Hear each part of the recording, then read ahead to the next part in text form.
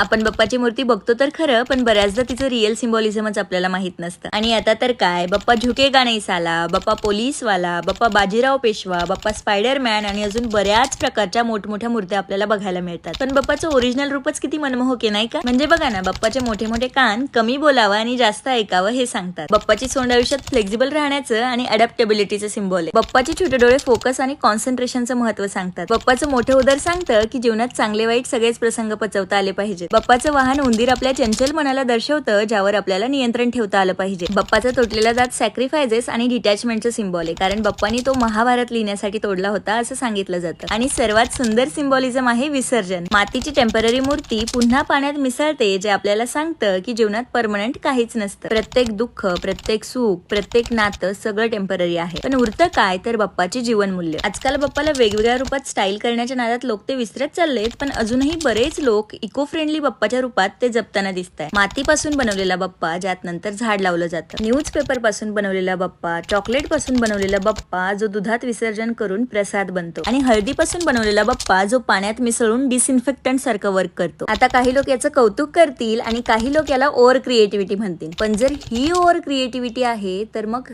हे काय?